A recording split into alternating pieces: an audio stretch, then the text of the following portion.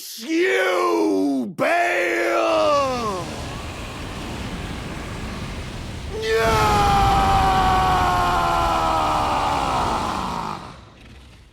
Before we begin the video, here's a mandatory spoiler alert. This video is a no-holds-barred discussion of a focal aspect of the DLC's narrative, so if you haven't beaten the DLC yet, you should do that and come back to this video afterwards. While researching, scripting, and recording 2 new videos, which, by the way, I think you're really going to love, I stumbled across something that made me drop everything I was doing and pivot completely. While examining the Forge of the Giants, I realized that I'd never quite given it my full attention. I overlooked the Forge in the way that many of us did, even on multiple playthroughs, rationalizing the broken structure, saying it must have been a dragon assault and things of that sort. This video finally explains what happened at the Forge of the Giants, and argues that it's better understood as the Cauldron of the Titans, an age-old structure that acted as a divine conduit for whatever outer gods the Titans interacted with, similar to the Divine Gate at Enter Elim. In my view, the Titans used this cauldron to create the ancient dragons. Ultimately, something went wrong, and the Titans needed to repurpose the Forge into a weapon which could disintegrate or smelt the dragons instead of create them. This weapon of disintegration is exactly what we see when Melina acts as divine kindling for the Forge, sending a beam of flame up towards the heavens in the burning of the Erdtree after defeating the fire giant before we go to Farum Azula. While the evidence for some of these claims is not as straightforward as usual, I'm going to try to convince you of some of it with what's available. Dragon Communion, of the original sort, was birthed at the Forge of the Giants. Part of what led me down this line of investigation is that the divine imagery of Farum Azula, the Church of Dragon Communion, and the Grand Altar of Dragon Communion are the same, empty chalices. Like the Albinaurics and the Rippleblade, the dragons are worshipping the symbol of their artificial creation. In order to contextualize this video, let's paint a picture around a question. What does a civilization do the very first time one of their own becomes blasphemous? How do you deal with a completely unknown threat to your existence? Imagine the Titans using the cauldron infused with the fire of their god, likely not the Fell god, but some kind of eternal fire outer god which allowed for the alchemical combination of ancient gravel and gold. They tap into some kind of primordial element or current that literally forges ancient dragons. Perhaps it's Placidusax's god, which would abandon him later, that seduced the Titans into forging the dragons. Whatever the reason, forge them they did, and the ancient dragons were born. Importantly, a primary aspect of the difference between the 4-legged, 4-winged dragons and their 2-legged, 2-winged counterparts the drakes is that dragons are forged, and drakes are born by natural means. Well, as natural as Dragon Communion happens to be. As the Titans forged their dragons, they likely lived in harmony for quite some time. There's no evidence that the dragons rose up against the Titans or went to war with them. We have evidence of other wars in prehistory. If this war occurred, I'd imagine we have something to go off of. This is where things get interesting. We can imagine, as happens time and time again in this world, a dragon-forging titan is seduced by an outer god, which whispers to them to consume a dragon heart and take its power. The titan can't resist, and gorges on the heart of a dragon, committing the very first blasphemy, the first Dragon Communion. I argue that this first Dragon Communion results in a dragon we've all become intimately familiar with since the drop of the DLC, Bayle the Dread. The first of the drakes, decidedly not an ancient dragon. We learn of Bayle's being the result of Dragon Communion from Placidusax, Dragon Communion priestess. When we ask her about Egon, she tells us, I remember that name well. The broken drake warrior, driven by bottomless hunger and fiery ambition. Precisely what the Dragon Lord envisaged for men who partake in Dragon Communion. The mad hunger and fierceness of spirit that only flows from those young and short of sight. He rather reminds me of Bayle. In fact, such thoughts are unfathomable to ones as old as we. In this dialogue, Placidusax also tells us that Bayle is young compared to her and Placidusax. Somewhat paradoxically, however, she also tells us that Bayle is the oldest and vilest of the dragons. How can we make sense of this? Well, he's the oldest of the youngest dragons, and is actually of a completely different species, the drakes. Somewhat akin to the shamans of the Land of Shadow, Bayle's drakes would be systematically slaughtered by the ancient dragons and their human counterparts, the Drake warriors. In fact, she tells us that since he attacked Placidusax, Bayle and his bloodline, the Drakes, have served as sacrifices for dragon communion. Like Marika, Bayle was seduced and committed a betrayal against the others who would rule the next age, leading to his becoming Bayle the Dread. We also have further evidence in the unique shape of Bayle's heart. Bayle's heart item description reads, "The biatrial heart of Bayle the Dread, dotted with horn-like gravelstones and glistening with deep red liquor. Gorge upon this at the grand altar of Dragon Communion to absorb Bayle's power, the purest form of communion, in the words of its priestess." So, Bayle is the oldest of the youngest dragons, and the first of his kind to have a biatrial heart, a heart with two atria. The atria of human beings are small, thin-walled chambers in the upper part of the heart that receive blood from veins and then pass it into the ventricles for pumping for the purposes of oxygenation. Bayle has a flesh heart because he needs blood. This is because he's the result of the original Dragon Communion. And this dragon, this Drake, would need to be quelled for his transgressions, and because of the threat he now posed to the harmonious society between the Titans and the ancient dragons. This is when the Forge would need to be turned from a dragon producer into a Drake destroyer. Stone dragons and chains would be added around the exterior, and plans would be set in motion to capture the newly dragonborn Bayle and stick him in the cauldron with the fire that was used to mold those who would become his nemeses. The chains would hold him in, and he'd be smelted to ash. Of course, Bayle is alive and well, but there's nothing left of the Titans but their giant skulls and rib cages along with their architecture. So what happened when Bayle was trapped in the Forge by the Titans? The move from Forge of the Dragons to intended Smelter of Bayle required some re-engineering. In order to make sense of this transition, we need to look very carefully at the state of the Forge when we find it guarded by the Fire Giant. The Forge of the Giants is a prehistoric masterwork of technological prowess in the mountaintops of the Giants. The cauldron is built in the highest point of the lands between, and is freestanding with no need for bracing from any direction. Many people theorize that the chains which drape from it in the current era once helped to brace the Forge, but I argue that this is incorrect. It currently has 3 chains attached to it, 2 hanging and 1 affixed to the edge of the Fire Giant's arena. After we beat the Fire Giant, we use this chain to ascend to the lip of the Forge, making our way around to talk to Melina in order to burn the Erdtree, and make our way through the impenetrable thorns left by Radagon at its base. On the world map, the Forge is shown as having its 3 dangling chains, 2 major chunks missing from its sides, and a bigger flame than we actually see when we arrive. To me, this says that whoever inscribed the steels where we get our maps in-game marks the world at a certain time, a time long before we actually get there. This explains many consistencies and inconsistencies between the in-game map and the world that we actually traverse. When we arrive, the first thing we notice when going up the chain to the Forge is the smaller of 2 gashes.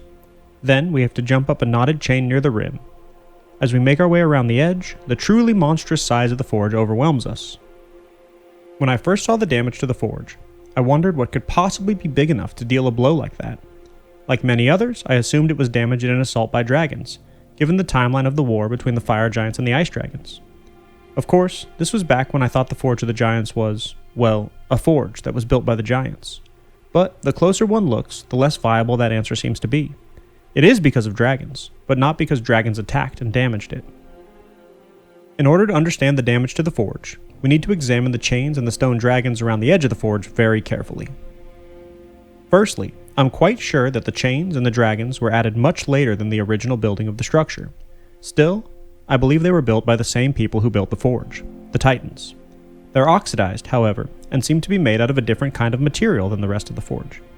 They're also made much more sloppily. These stone dragons and chains were added hastily for a functional reason, not to stabilize the cauldron in place, but to keep something inside of it when trying to burn it. Likely, there was a lid at one point, and no, it isn't what the Fire Giant is carrying when we fight him. It would have been much, much bigger than that. I think that the shield-looking object he wields has something to do with tending the flame, as he's cursed to do for eternity by Marika according to his remembrance, but I can't quite put my finger on it. Given the length of the chains, the lid would have been something of a dome. When put together, it would have been very reminiscent of a thurible used to burn incense. In a way, a thurible is apt, as creating dragons was definitely a divine ritual of a sort. The lid would have been set atop the Forge when performing the ritual to create the dragons, and the chains were added later as a way to secure the lid one permanent time. What I do know is that, when there was no other way to kill Bayle, the Titans decided that he needed to be smelted down. An attempt to smelt him the Titans did. Let's look closely at the forge and see if we can't decipher how it actually got damaged. The stone dragons on the side of the forge are interesting. They actually remind me a lot of Frampt and Koth from Dark Souls 1, mostly because of their teeth, but also because of their expression. This is just a fun observation. The chains and stone dragons are telling a story. When we look at the cauldron from a top-down view, we see that the 3 dragons are in 3 points of a square, but 1 dragon is missing. Where did it go? The 4th dragon would be exactly where the large gash is in the forge. In my view, this dragon was ripped from the cauldron, and I can share more clues as to what happened here, and what the chains were actually for. Remember that the chain we climbed up is awkwardly wound around the stone dragon we need to platform to reach the lip of the forge. How does a chain of that size get wound around a big stone dragon? Well, easy. The chain went over the top of the forge and connected to the dragon that used to be on the other side of the cauldron. When we look at the chain that's wound around the dragon, we see something amazing. The end link that goes into the dragon is circular, but every other chain link has 2 holes, one for the previous link and one for the next link. If that chain is intact, we should be able to follow all of the 2-holed links down to the end, or we should find another circular link. And this is just what we find. This chain is completely intact. It's a control variable that we can use to measure the other chains for length, damage, and the like. So what about the other 2 chains? Each chain is still connected to its dragon at the top of the forge, circular end link intact. But they both fall short of being a full chain, each missing the other end. And when we count the 2 chains which are snapped in half, we get about 35 links. When we carefully count the intact chain, we see approximately 36 links. Whatever happened, the 2 chains which are split lost a link in the process, and the other chain, instead of snapping, pulled the stone dragon from the edge of the forge. This was the first damage that was dealt to the forge. After all, the forge wasn't designed for pressure cooking dragons, and especially not at the scale it was being used when it exploded. We can imagine that the dragon was ripped off with incredible force, while the other chain, which went over the top of the forge, was snapped in half. The intact chain would have whipped over the other side, and wound around the other dragon head once, whipping back into the forge, skewering the sides in a circular motion. And that's just the kind of damage that we see inside the forge. Then it would have swung back out, wound around again, and slammed into the other side of the wall, leaving another massive gash in the side opposite its original anchored position. Once these 2 major pieces of damage have been done, the chain winds around the dragon one more time, slamming into the mountain and getting lodged into the ground, where we later find it and use it as a bridge to ascend the forge. The evidence is clear. The cauldron turned from a forge into something of a pressure cooker, ready to explode. When it did, it hurled volcanic-style ash and stone into the lands between, killing the Titans and leaving pocks in their skulls and bodies where they were assaulted with flying, hardening volcanic rock. It would have covered their lower bodies and the rest of the mountaintops with lava. This lava would have flown throughout the lands between, causing cataclysmic damage and bringing the Age of the Titans to a swift end. It would have polluted their skies and covered the sun. Maybe the mountaintops of the giants didn't used to be the icy hell that we know and love. In fact, all of the weather in the lands between could easily be a result of the changes this cataclysm brought to the world. That their buildings still stand after this event is a testament to their building prowess. Moreover, this explosion is likely responsible for the distribution of smithing stones across the lands between, and, of course, explains the incredible number of smithing stones in the Land of Shadow, given its proximity to the forge. The dragon scale inside would have been vitrified, as we see on the edge of the mountains and throughout the lands between. If anything, it's highly likely that this was the catastrophic event that gave way to the age of the ancient dragons, as dragons with single atrial hearts would be just the kinds of beings that could survive in such a world. Well, them and magma-breathing drakes. The cause of this is clear. Bayle the Dread was stuck inside the newly engineered forge, complete with its chains and stone dragons, and sealed away to be burned for his transgressions against his kind. Unfortunately for the Titans, and for Placidusax, Bayle the Dread is not one to be burned. Leaning on his newfound strength, he likely added to the pressure inside the forge, casting what's now known as his infamous incantation, Bayle's Tyranny. Bayle's Tyranny item description states, one of the greatest Dragon Communion incantations, harnesses the fearsome power of Bayle the Dread, channels the form of the Dread Dragon to emit a mighty roar accompanied by a heatwave burst, causing violent eruptions of fire in the area. Even after being consumed, the throbbing heart of Bayle continues to resist its subjugation, never weakening. One day, the fire within will consume the very body and soul of its communion devourer. One day. The captain chained forge would have already been building immensely in pressure from trying to cook Bayle, but Bayle searches deep within himself, harnessing his fearsome power, and roars, causing violent eruptions of fire. Bayle's heart resists subjugation by the Titans and the ancient dragons, sending the remnants of the smithing of dragons flying across the lands. Although the architecture of the Titans stands, all of their buildings are covered in vitrified stone, as we see on the Divine Towers. This is so important, it's even included in their in-game map icons. I speculate that after the Forge acts as a supervolcano, these structures must be able to resist the fire that burns everything away. This is specifically true of the Forge. At some point, the Fell God embeds themselves in the eternal flames which remain in the cauldron, and the fire giants in their primitive splendor come to worship the Fell God, taking on its aspects into their bodies.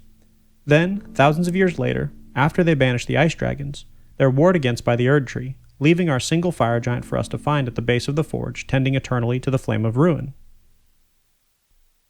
This shows that this practice, akin to the jarring of the shaman from another cycle yet to come, led to the creation of Bayle, which caused a major cataclysm in the land, ending the Age of the Titans and beginning the Age of the Ancient Dragons. But the birth of Bayle also saw the birth of a current which would yet have its day, the Crucible. Then, thousands of years later, another seduction and betrayal would occur, leading to the birth of Gold and Shadow, and the Age of the Erdtree. As the Memory of Grace states, it's merely a cycle. Stand before the Elden Ring, become the Elden Lord. This is what Placidusax did, what Godfrey did, what Radagon did, and what we'll do time and time again as we approach the burned thorns of the Erdtree. What we can draw from this cycle is that Placidusax's Elden Ring was likely shattered in his fight with Bayle, leaving the Age of the Dragons open for usurpation by the Age of the Crucible.